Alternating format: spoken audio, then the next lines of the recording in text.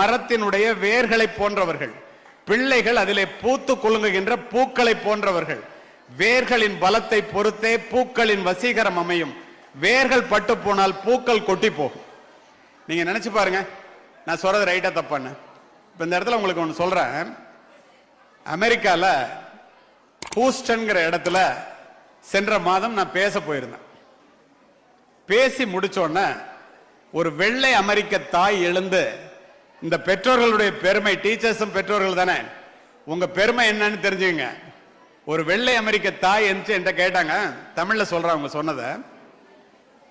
Sir, இந்தியாவில இருந்து படிச்சுட்டு அமெரிக்காவுக்கு வர்ற பிள்ளைங்க எல்லாம் பயங்கர அறிவாளியா, பயங்கர ஒழுக்கம் உள்ளவங்களா, கடுமையான உழைப்பாளிகளா, எப்படி சார் இப்படி பிள்ளைங்களை வளர்த்து அனுப்புறீங்க? ஆர்ட் ஆஃப் பேரண்டிங் சம்பந்தமா நான் இந்தியாவுக்கு வந்து தமிழகத்தில் உள்ள அம்மா அப்பாட்ட, இந்தியாவில் உள்ள பெற்றோர்கள்ட்ட நான் கத்துக்கணும் அப்படின்னு சொன்னாங்க. ரொம்ப நல்லதுமா, நான் சொல்றேன் எங்க பெற்றோர்கள்லாம் எவ்வளவு பெருமையானவங்கன்னு சொன்னேன். அடுத்த வார்த்தை அந்த அம்மா கேட்டுச்சு, why, what is the reason, இதுக்கு என்ன காரணம் அப்படின்னு கேட்டுச்சு. நான் என்ன சொன்னேன் தெரியுமா? உலகத்திலேயே தனக்காக சொத்து சேர்க்காத அப்பாவும் தனக்காக சமைக்காத அம்மாவும் இந்தியாவை தவிர எந்த நாட்டிலும் இல்லை. we are living for the next generation. அடுத்த தலைமுறைக்காக நாங்க வாழ்றோம், அதுதான்மா காரணம்னு சொன்னேன். அடுத்து ஒரு அமெரிக்கன் எழுந்து, தெரிஞ்சவங்க பேரண்ட்ஸ் எல்லாரும் பின்னாடி நிறைய பேர் உட்கார்ந்துருக்கீங்க, என்கிட்ட கேட்டாரு, my dear Indian cop, why this Indian mothers wants their children to be, எல்லாம் ஃபுல்லா ஒவ்வொருத்தரா கேள்வி கேட்கிற நேரம், why the Indian mothers ready to sacrifice anything and everything for the purpose of their education, children education. இந்திய பெற்றோர்கள் பிள்ளைகளினுடைய படிப்புக்காக எதை வேணாலும் தியாகம் பண்றதுக்கு ரெடியா இருக்கிறாங்களே, why they are very much worried about their kids education அப்படின்னு இங்கிலீஷ்ல கேட்டார். பக்கத்துல ஒரு தமிழ் பொண்ணு எந்திரிச்சு, சார் தொல்லை தாங்கல, ஒரு நல்ல பதிலா சொல்லுங்க. என்னடா அவன் கேட்கறது அமெரிக்கன் கேட்கறான், இது தமிழ் பொண்ணு வந்து பதில் சொல்லுங்கன்னு சொல்லுதேன்னு பார்க்கும்போது ஸ்டேஜில் உட்கார்ந்தவங்க சொன்னாங்க, சார் லவ் மேரேஜ், தமிழ் பொண்ணு வந்து நம்மள மாதிரி அந்த பொண்ணை வளர்க்கணும், பிள்ளைய வளர்க்கணும்னு நினைக்குது. அவன் அவங்க மாதிரி 18 வயசானோடனே மேஜர் விட்டுறான்னு நினைச்சு அப்படி வளர்க்கணும்னு நினைக்கிறான், ஒரு நல்ல பதில சொல்லுங்க. நான் என்ன சொன்னேன் தெரியுமா? All my dear American, all Indian mother wants their children to be better than her husband. எல்லா இந்திய தாய்மார்களும் புரிஞ்சுக்கிட்டீங்க, this fellow cannot be rectified, at least we will try with our children அப்படின்னு நினைக்கிறாங்க. யாருன்னா, you bet me with my own chappalனா, ஏன் செருப்பு எடுத்து என்ன அடிச்சிட்டீங்கன்னா அது சொல்லல. நாங்கெல்லாம் திருக்குறளை படிச்சவங்கயா, தம்மில் தம்மக்கள் அறிவுடைமை மாநிலத்து மண்ணுயிர்க்கெல்லாம் இனிதுங்கிறார் வள்ளுவர். தன்னை விட தாம் புள்ள புத்திசாலியா இருக்கிறது தான் உலகத்துல உள்ள எல்லா அம்மா அப்பாவும் விரும்புவாங்க. அதனால எங்க பொண்ணு அந்த மாதிரி வளர்க்கணும்னு நினைக்குதுரா, நீ அது மாதிரி இல்ல, நீ திருக்குறளை படிக்கலன்னு. இதை ஏன் இந்த இடத்துல சொன்னா, spending time with children is more important than spending money on them.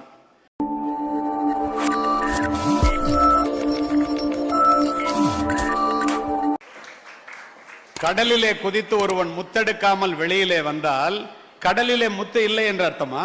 நம்முடைய முயற்சியிலே குறைவு என்றுதானே அர்த்தம். நினைச்சு பாருங்க, மராத்தான் ஓட்டப்பந்தயத்தை பாருங்கள், ஆரம்ப புள்ளியிலே கூட்டமே ஃபுல்லா கூட்டம் அதிகமாக இருக்கும், நிறைவு புள்ளி காலியா இருக்கும். ஆரம்பத்தில் காட்டுகின்ற உற்சாகத்தை கடைசி வரைக்கும் எவன் காட்டுறானோ அவன் தான் பந்தய மைதானத்துல பரிசினை பெற முடியும். பாதி பேரெல்லாம் பந்தய மைதானத்துல பாதியிலே போக வேண்டியதான். வாழ்க்கையும் அப்படிதான். இப்போ உங்களுக்கு ஒரு உதாரணத்தை சொல்றேன், அந்த மாதிரி சொன்னா உங்களுக்கு ரொம்ப ரசிச்சு கேட்குறீங்க, அதனால சொல்றேன். பரமசிவன் சங்க எடுத்து ஊதுனா வர்ண பகவானுடைய காதுல சங்கு சத்தம் பட்டா மழை பொழியுங்கிறது ஒரு ஐதீகம், ஒரு கதை. முயற்சின்னா என்னன்னு நீங்க தெரிஞ்சுக்கணும், அது எப்படிப்பட்டதா இருக்கணுங்கிறதுக்காக இதை சொல்றேன். ஒரு முனிவர் பரமசிவன்ட்ட பயங்கர தவம், கடுந்தவம். பரமசிவன் உனக்கு என்னதாண்டா வேணும்னு கேட்கிறாரு. எனக்கு ஒரு வரம் கொடுங்க, அதை நான் எப்ப கேட்கிறேனோ அப்ப கொடுங்க அப்படின்னு சொல்லிடுறாரு. சரின்றார். இவர் இந்த மாதிரி வரம் பெற்றவர்னால யார் போனாலும் காலை கழுவுவாங்க, அவருக்கு வேண்டியதெல்லாம் கொடுப்பாங்க. இந்த மாதிரி ஒரு ஊருக்கு வர்றாரு, சென்னை பக்கத்துல விவசாயம். நம்ம எல்லாம் விவசாயி, நம்மகிட்ட கலப்பை இருக்கு, நம்மகிட்ட உடம்புல வலு இருக்கு, நம்ம ஏன்டா இவன் காலை கழுவணும், ஒருத்தனும் போகாதான்.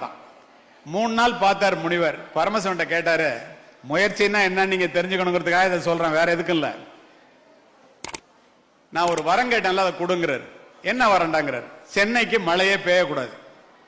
வர்ண பகவானுக்கு சங்கு சத்தம் காதல விழுந்தாதான் மழை பெய்யும். பரமசிவன் சங்கெடுத்து ஊதுனாதான் வர்ண பகவான் மழை பெய்ய முடியும். இவன் மழை சென்னைக்கு பெய்யக்கூடாதுன்னா சங்க எடுத்து ஓரமா வச்சுட்டார். யாரு? பரமசிவன். எல்லாரும் கலப்பை எடுத்துட்டு போனா மழை இல்ல, உழுவல, எல்லாரும் கலப்பையை கொண்டு போய் தொழுவத்துல வச்சுட்டான். ஒருத்த மட்டும் தொடர்ந்து போய் உழுதுகிட்டே இருக்கான். நாரதர் மேல இருந்து பாக்குறாரு. அவர் அங்க இருந்து ஏன்டா மழையே இல்லை, ஏன்டா உழுவுறேங்கிறாரு. நீ போய் அவன் வேலையை பார்த்துட்டு, செஞ்ச தொழில விட்டவனும் கெட்டான், செய்யாத தொழில செஞ்சவனும் கெட்டான். என்னுடைய தொழில் உழவு தொழில், இதை விட்டா எனக்கு மறந்து போயிருயா, அதனால நான் உழுதுகிட்டு இருக்கேன், நீ போன்ட்டான். நாரதர் போய் பரமசிவன்ட்ட சொல்றாரு, ஏன் மழை இல்லைன்னு சொன்ன அப்படின்னு கேட்கிறாரு. இந்த மாதிரி வரம் கேட்டான், அதனால சொல்லிட்டான், இந்த மாதிரி சங்க எடுத்து ஓரமா வச்சுட்டாங்க. அப்ப அவர் சொல்றாரு, இங்க பாரு ஒருத்தன் உழுதுட்டு இருக்காங்க.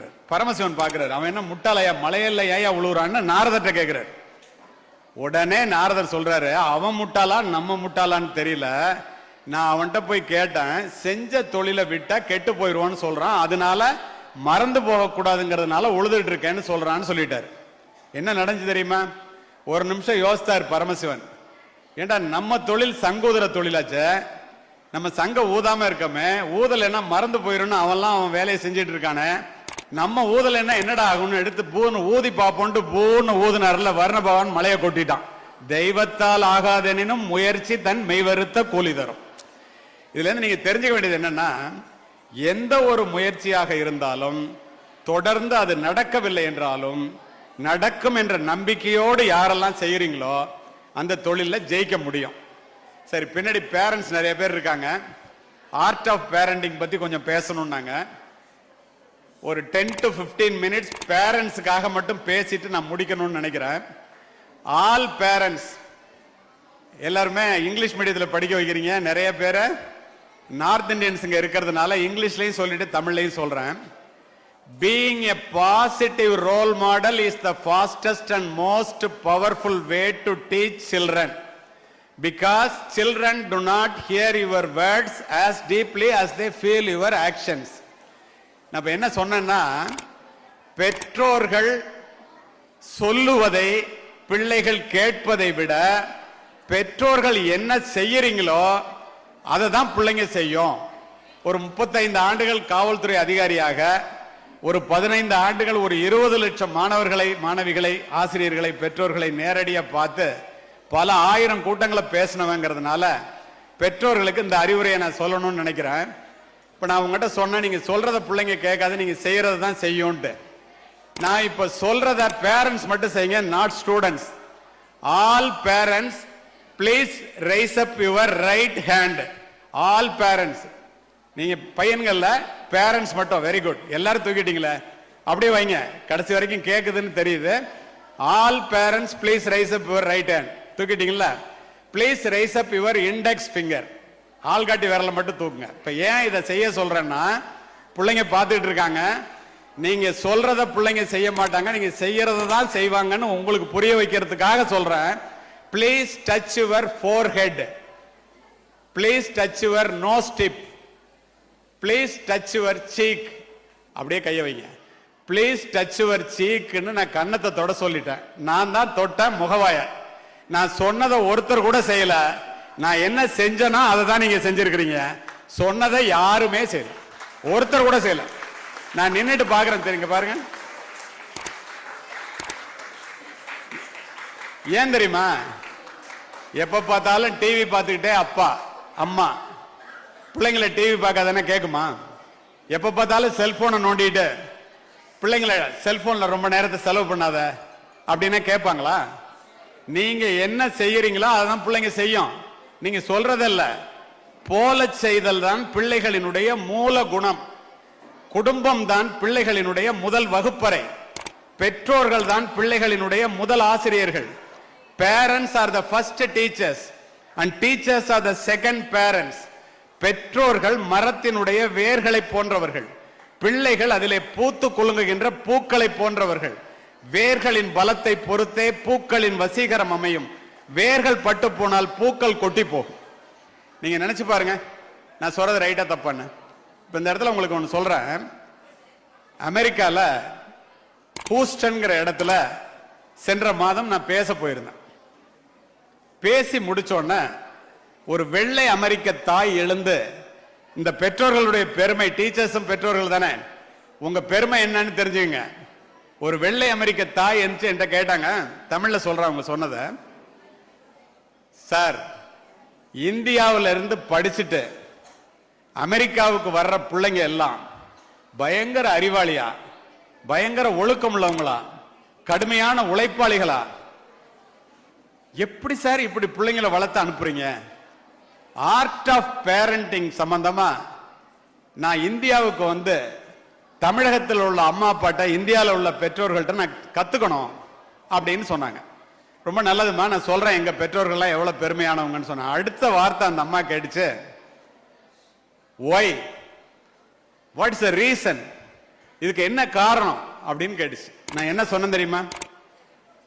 உலகத்திலேயே தனக்காக சொத்து சேர்க்காத அப்பாவும் தனக்காக சமைக்காத அம்மாவும் இந்தியாவை தவிர எந்த நாட்டிலும் இல்லை. we are living for the next generation. அடுத்த தலைமுறைக்காக நாங்க வாழ்றோம், அதுதான்மா காரணம்னு சொன்னேன். அடுத்து ஒரு அமெரிக்கன் எழுந்து, தெரிஞ்சவங்க பேரண்ட்ஸ் எல்லாரும் பின்னாடி நிறைய பேர் உட்கார்ந்துருக்கீங்க, என்கிட்ட கேட்டாரு, my dear Indian cop, why this Indian mothers wants their children to be, எல்லாம் ஃபுல்லா ஒவ்வொருத்தரா கேள்வி கேட்கிற நேரம், why the Indian mothers ready to sacrifice anything and everything for the purpose of their education, children education. இந்திய பெற்றோர்கள் பிள்ளைகளினுடைய படிப்புக்காக எதை வேணாலும் தியாகம் பண்றதுக்கு ரெடியா இருக்கிறாங்களே, why they are very much worried about their kids education அப்படின்னு இங்கிலீஷ்ல கேட்டார். பக்கத்துல ஒரு தமிழ் பொண்ணு எந்திரிச்சு, சார் தொல்லை தாங்கல, ஒரு நல்ல பதிலா சொல்லுங்க. என்னடா அவன் கேட்கறது அமெரிக்கன் கேட்கறான், இது தமிழ் பொண்ணு வந்து பதில் சொல்லுங்கன்னு சொல்லுதேன்னு பார்க்கும்போது ஸ்டேஜில் உட்கார்ந்தவங்க சொன்னாங்க, சார் லவ் மேரேஜ், தமிழ் பொண்ணு வந்து நம்மள மாதிரி அந்த பொண்ணை வளர்க்கணும், பிள்ளைய வளர்க்கணும்னு நினைக்குது. அவன் அவங்க மாதிரி 18 வயசானோடனே மேஜர் விட்டுறான்னு நினைச்சு அப்படி வளர்க்கணும்னு நினைக்கிறான். ஒரு நல்ல பதில சொல்லுங்க. நான் என்ன சொன்னேன் தெரியுமா? All my dear American, all Indian mother wants their children to be better than her husband. எல்லா இந்திய தாய்மார்களும் புரிஞ்சுக்கிட்டீங்க, this fellow cannot be rectified, at least we will try with our children அப்படின்னு நினைக்கிறாங்க. யாருன்னா, you bet me with my own chappalனா, ஏன் செருப்பு எடுத்து என்ன அடிச்சிட்டீங்கன்னா அது சொல்லல. நாங்கெல்லாம் திருக்குறளை படிச்சவங்கயா, தம்மில் தம்மக்கள் அறிவுடைமை மாநிலத்து மண்ணுயிர்க்கெல்லாம் இனிதுங்கிறார் வள்ளுவர். தன்னை விட தாம் புள்ள புத்திசாலியா இருக்கிறது தான் உலகத்துல உள்ள எல்லா அம்மா அப்பாவும் விரும்புவாங்க. அதனால எங்க பொண்ணு அந்த மாதிரி வளர்க்கணும்னு நினைக்குதுரா, நீ அது மாதிரி இல்ல, நீ திருக்குறளை படிக்கலன்னு. இதை ஏன் இந்த இடத்துல சொன்னா, spending time with children is more important than spending money on them. பெற்றோர்கள் பிள்ளைகளுக்கு கொடுக்கக்கூடிய மிகப்பெரிய சொத்து அந்த பெற்றோர்கள் பிள்ளைகளிடம் செலவு செய்கின்ற நேரம். பிள்ளைகளிடம் நேரம் செலவு செய்யாத பெற்றோர்கள் பிள்ளைகளுக்கு எவ்வளவுதான் சொத்து சேர்த்து வைத்தாலும் அது விழலுக்கு இறைத்த நீராக போவதை காவல்துறை அதிகாரியாக நான் பல முறை பார்த்து விட்டேன். அப்போ பிள்ளைங்க சொந்த காலில் நிக்கிற மாதிரி அறிவை கொடுக்கணும்னா கல்வி வேணும், கல்வியை கொடுக்கணும்னா பிள்ளைங்களுக்கு அதை எடுத்து சொல்லணும், இதனால இவ்வளவு நல்லது நடக்கும் அப்படின்னு சொல்லணும். இப்ப நான் உங்கள்கிட்ட பேசிட்டு இருக்கேன், இந்த இடத்துல ஞாபகம் வர்றதை சொல்றேன். உங்க அம்மா அப்பா இல்லாம கொஞ்சம் படிச்சவங்களா இருக்காங்க. எங்க அப்பா 5ஆம் வகுப்பு மட்டுமே படித்த ஒரு ஏழை விவசாயி. என்கிட்ட சொல்லுவாங்க, தம்பி நீ மட்டும் படிச்சுட்டேன்னா பெரிய வேலைக்கு போறது இல்லடா, எது ஒன்னுட்டேந்து போனாலும் இந்த கல்வி மட்டும் போகாதும்பாங்க. அப்பா சொல்றாங்களே நானும் படிச்சேன். இப்ப இதை எதுக்கு உங்ககிட்ட சொல்றேன் தெரியுமா? நான் உயிராக நேசித்து உடுத்தி இருந்த காக்கி உடை பணி நிறைவுக்கு பிறகு என்னிடத்திலே இல்லை. நான் வாங்கிய பதக்கங்கள் ஜனாதிபதி பதக்கம் உட்பட என்னுடைய மார்பகத்தை அலங்கரிக்கவில்லை. ஆனால் மாணவர்களே, பெற்றோர்களே, புரிந்து கொள்ளுங்கள். என் தந்தை சொன்னதைப் போல நான் படித்த கல்வி மட்டும் என்னிடத்திலேயே இருக்கின்ற காரணத்தினால் உலகம் முழுவதும் சென்று உரை நிகழ்த்துகின்றேன். இன்று உங்கள் முன் உரை நிகழ்த்தி கொண்டிருக்கேன். அவ்வளவுதாங்க. நகைவகைய ராகிய நட்பின் பகைவரால் பத்தடுத்த கோடி உறும் முயுவ விளக்க உரை. அகத்தில் அன்பு இல்லாமல் புறத்தில் நகைக்கும் தன்மை உடையவரின் நட்பை விட பகைவரால் வருவன 10 கோடி மடங்கு நன்மையாகும். சாலமன் பாப்பையா விளக்க உரை. சிரித்துச் செல்லும் இயல்பினராகிய நட்பைக் காட்டிலும் பகைவரால் வருவன 10 கோடி மடங்கு நன்மையாம். கலைஞர் விளக்க உரை. சிரித்து பேசி நடிப்பவர்களின் நட்பைக் காட்டிலும் பகைவர்களால் ஏற்படும் துன்பம் 10 கோடி மடங்கு நன்மையானது என்று கருதப்படும். நகைவகைய ராகிய நட்பின் பகைவரால் பத்தடுத்த கோடி உறும் முயுவ விளக்க உரை. அகத்தில் அன்பு இல்லாமல் புறத்தில் நகைக்கும் தன்மை உடையவரின் நட்பை விட பகைவரால் வருவன 10 கோடி மடங்கு நன்மையாகும். சாலமன் பாப்பையா விளக்க உரை. சிரித்துச் செல்லும் இயல்பினராகிய நட்பைக் காட்டிலும் பகைவரால் வருவன 10 கோடி மடங்கு நன்மையாம். கலைஞர் விளக்க உரை. சிரித்து பேசி நடிப்பவர்களின் நட்பைக் காட்டிலும் பகைவர்களால் ஏற்படும் துன்பம் 10 கோடி மடங்கு நன்மையானது என்று கருதப்படும். நகைவகைய ராகிய நட்பின் பகைவரால் பத்தடுத்த கோடி உறும் முயுவ விளக்க உரை. அகத்தில் அன்பு இல்லாமல் புறத்தில் நகைக்கும் தன்மை உடையவரின் நட்பை விட பகைவரால் வருவன 10 கோடி மடங்கு நன்மையாகும். சாலமன் பாப்பையா விளக்க உரை. சிரித்துச் செல்லும் இயல்பினராகிய நட்பைக் காட்டிலும் பகைவரால் வருவன 10 கோடி மடங்கு நன்மையாம். கலைஞர் விளக்க உரை. சிரித்து பேசி நடிப்பவர்களின் நட்பைக் காட்டிலும் பகைவர்களால் ஏற்படும் துன்பம் 10 கோடி மடங்கு நன்மையானது என்று கருதப்படும். நகைவகைய ராகிய நட்பின் பகைவரால் பத்தடுத்த கோடி உறும் முயுவ விளக்க உரை. அகத்தில் அன்பு இல்லாமல் புறத்தில் நகைக்கும் தன்மை உடையவரின் நட்பை விட பகைவரால் வருவன 10 கோடி மடங்கு நன்மையாகும். சாலமன் பாப்பையா விளக்க உரை. சிரித்துச் செல்லும் இயல்பினராகிய நட்பைக் காட்டிலும் பகைவரால் வருவன 10 கோடி மடங்கு நன்மையாம். கலைஞர் விளக்க உரை. சிரித்து பேசி நடிப்பவர்களின் நட்பைக் காட்டிலும் பகைவர்களால் ஏற்படும் துன்பம் 10 கோடி மடங்கு நன்மையானது என்று கருதப்படும். நகைவகைய ராகிய நட்பின் பகைவரால் பத்தடுத்த கோடி உறும் முயுவ விளக்க உரை. அகத்தில் அன்பு இல்லாமல் புறத்தில் நகைக்கும் தன்மை உடையவரின் நட்பை விட பகைவரால் வருவன 10 கோடி மடங்கு நன்மையாகும். சாலமன் பாப்பையா விளக்க உரை. சிரித்துச் செல்லும் இயல்பினராகிய நட்பைக் காட்டிலும் பகைவரால் வருவன 10 கோடி மடங்கு நன்மையாம். கலைஞர் விளக்க உரை. சிரித்து பேசி நடிப்பவர்களின் நட்பைக் காட்டிலும் பகைவர்களால் ஏற்படும் துன்பம் 10 கோடி மடங்கு நன்மையானது என்று கருதப்படும். நகைவகைய ராகிய நட்பின் பகைவரால் பத்தடுத்த கோடி உறும் முயுவ விளக்க உரை. அகத்தில் அன்பு இல்லாமல் புறத்தில் நகைக்கும் தன்மை உடையவரின் நட்பை விட பகைவரால் வருவன 10 கோடி மடங்கு நன்மையாகும். சாலமன் பாப்பையா விளக்க உரை. சிரித்துச் செல்லும் இயல்பினராகிய நட்பைக் காட்டிலும் பகைவரால் வருவன 10 கோடி மடங்கு நன்மையாம். கலைஞர் விளக்க உரை. சிரித்து பேசி நடிப்பவர்களின் நட்பைக் காட்டிலும் பகைவர்களால் ஏற்படும் துன்பம் 10 கோடி மடங்கு நன்மையானது என்று கருதப்படும். நகைவகைய ராகிய நட்பின் பகைவரால் பத்தடுத்த கோடி உறும் முயுவ விளக்க உரை. அகத்தில் அன்பு இல்லாமல் புறத்தில் நகைக்கும் தன்மை உடையவரின் நட்பை விட பகைவரால் வருவன 10 கோடி மடங்கு நன்மையாகும். சாலமன் பாப்பையா விளக்க உரை. சிரித்துச் செல்லும் இயல்பினராகிய நட்பைக் காட்டிலும் பகைவரால் வருவன 10 கோடி மடங்கு நன்மையாம். கலைஞர் விளக்க உரை. சிரித்து பேசி நடிப்பவர்களின் நட்பைக் காட்டிலும் பகைவர்களால் ஏற்படும் துன்பம் 10 கோடி மடங்கு நன்மையானது என்று கருதப்படும். நகைவகைய ராகிய நட்பின் பகைவரால் பத்தடுத்த கோடி உறும் முயுவ விளக்க உரை. அகத்தில் அன்பு இல்லாமல் புறத்தில் நகைக்கும் தன்மை உடையவரின் நட்பை விட பகைவரால் வருவன 10 கோடி மடங்கு நன்மையாகும். சாலமன் பாப்பையா விளக்க உரை. சிரித்துச் செல்லும் இயல்பினராகிய நட்பைக் காட்டிலும் பகைவரால் வருவன 10 கோடி மடங்கு நன்மையாம். கலைஞர் விளக்க உரை. சிரித்து பேசி நடிப்பவர்களின் நட்பைக் காட்டிலும் பகைவர்களால் ஏற்படும் துன்பம் 10 கோடி மடங்கு நன்மையானது என்று கருதப்படும். நகைவகைய ராகிய நட்பின் பகைவரால் பத்தடுத்த கோடி உறும் முயுவ விளக்க உரை. அகத்தில் அன்பு இல்லாமல் புறத்தில் நகைக்கும் தன்மை உடையவரின் நட்பை விட பகைவரால் வருவன 10 கோடி மடங்கு நன்மையாகும். சாலமன் பாப்பையா விளக்க உரை. சிரித்துச் செல்லும் இயல்பினராகிய நட்பைக் காட்டிலும் பகைவரால் வருவன 10 கோடி மடங்கு நன்மையாம். கலைஞர் விளக்க உரை. சிரித்து பேசி நடிப்பவர்களின் நட்பைக் காட்டிலும் பகைவர்களால் ஏற்படும் துன்பம் 10 கோடி மடங்கு நன்மையானது என்று கருதப்படும். நகைவகைய ராகிய நட்பின் பகைவரால் பத்தடுத்த கோடி உறும் முயுவ விளக்க உரை. அகத்தில் அன்பு இல்லாமல் புறத்தில் நகைக்கும் தன்மை உடையவரின் நட்பை விட பகைவரால் வருவன 10 கோடி மடங்கு நன்மையாகும். சாலமன் பாப்பையா விளக்க உரை. சிரித்துச் செல்லும் இயல்பினராகிய நட்பைக் காட்டிலும் பகைவரால் வருவன 10 கோடி மடங்கு நன்மையாம். கலைஞர் விளக்க உரை. சிரித்து பேசி நடிப்பவர்களின் நட்பைக் காட்டிலும் பகைவர்களால் ஏற்படும் துன்பம் 10 கோடி மடங்கு நன்மையானது என்று கருதப்படும்.